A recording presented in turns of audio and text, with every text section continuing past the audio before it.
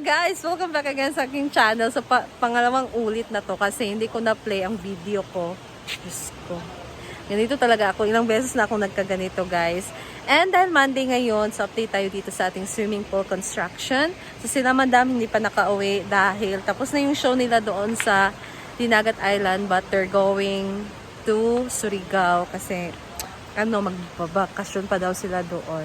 So, ngayon, day tayo dito sa ating swimming pool, and then last Saturday nagpasahod si madam sa ating mga worker dito, and then yung last week merong naghahakot ng mga buhangin, mga materials para dito sa sa farm, sa mga construction dito.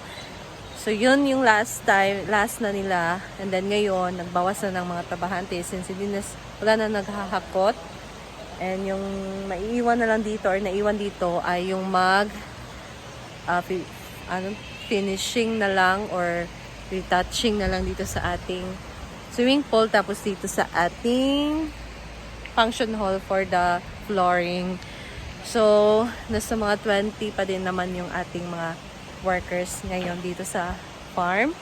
And dito tayo guys, update ko kayo dito sa ating swimming pool. So, ito yung last time, di ba, na pinakita ko sa inyo. Ewan ko para saan to, hindi ko talaga alam. But, yung sabi ni madam sa akin na yung foot, yung bang para siyang before ka aakyat sa swimming pool or before ka maligo sa swimming pool, parang foot bath or yung paa mo, mo na siya sa tubig para malinis bago ka mag-swimming sa pool. So, foot bath, I think yung tawag nito. So, merong tubig dito na mapupondo dito guys, tubig. Dahil flowing naman, so may tubig na lalabas. Ayan, dito sa ating ginawa nila na ganyan, parang kanal. So, that is foot bath. Ayan. Dito naman, dito na side, yung last week, natapos na siya. So, dito naman ngayon ang continue na nilagyan. Over here naman is the shower. Ayan.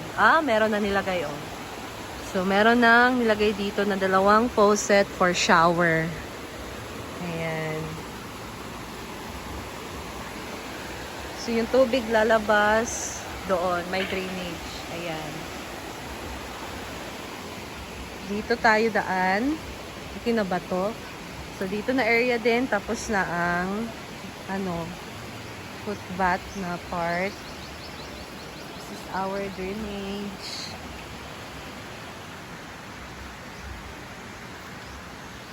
Ayan guys. So far, ito lang din naman yung trinabaho ngayon dito sa ating swimming pool. Continue na lang nila itong foot bath. Correct me if I'm wrong guys ha. Basta siya, before ka puakyat dyan sa swimming pool, dapat yung paa mo malinis. So may tubig dyan na lalabas. Ayan.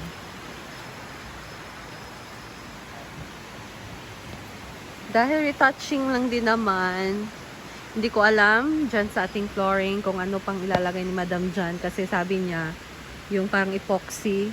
So yan yung ilalagay. Pero ito lang muna sa ngayon ang trabaho. Amoy na siya, chlorine. May chlorine na dito guys. Hindi ko alam kung saan galing yung chlorine. I don't know. But, malalaman natin yan soon. Doon sa sabi ni madam sa kanyang video, hindi naman daw siya maglalagay ng chlorine dito since flowing naman yung tubig. So, no need na maglalagay pa ng chlorine dahil yung tubig dito guys ay flowing naman. So, okay lang siya na walang chlorine.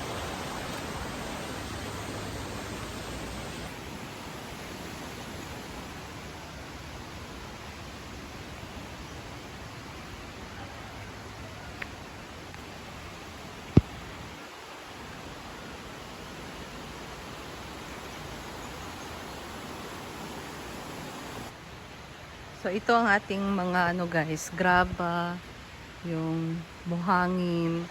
Yan yung hinakot ng mga ano, yung mga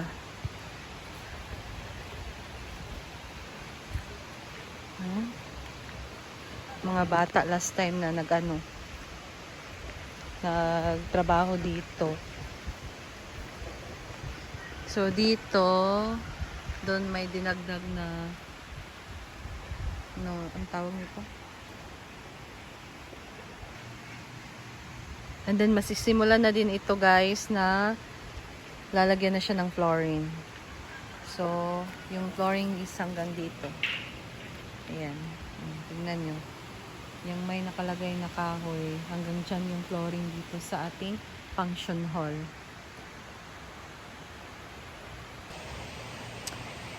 I think push to ni Madam kasi by August, merong nag-book dito from Florida, USA. Dito daw siya mag-party sa hinaguan.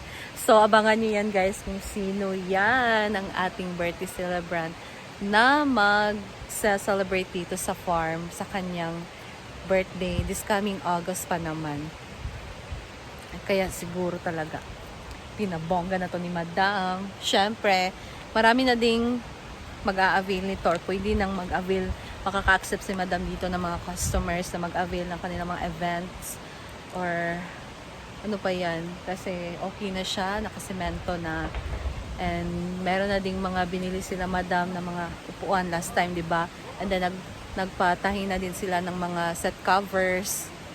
So, ready na din talaga yung mga ibang gamit. So, if ever na merong mag-rent, so, pwede talaga. Isa na din to talaga na magiging, ni Madam, business or other, niya, source of income. Itong, talaga, yung ginawa niya dito. Kaya, bawing-bawi din talaga to soon pag natapos na.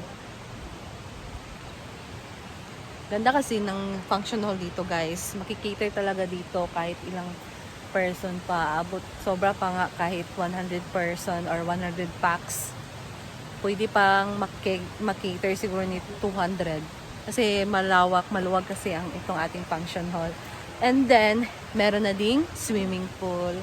So, diba, nakadagdag din ito ng, ni Madam, kanyang source of income. Pero, if ever lang na public or private. Pero, kikita din naman si Madam if ever na private niya or exclusive lang sa mga mag-avail. Pero depende na yan. Ayan guys, so thank you din sa inyong mga suggestion. Nabasa ko din naman yung mga comment nyo, ang inyong mga suggestion. So we'll see na lang kung ano yung result ng dito, yung survey or yung tawag dyan, yung permit niya.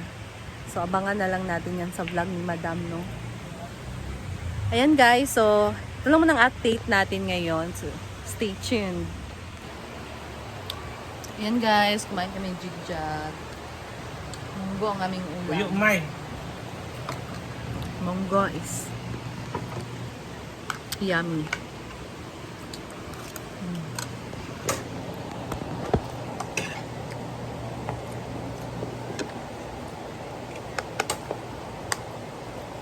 Sarap sa munggo noon or toyo bulad.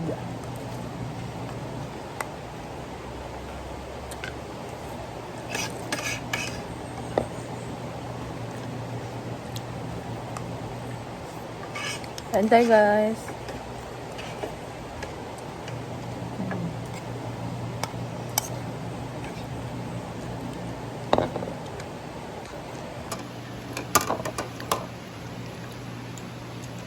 Ako, Bill. Yan, tapos na. Yun lang naman, nakakainin namin.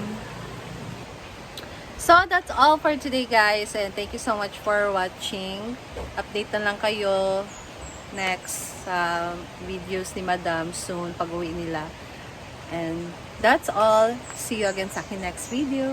Bye!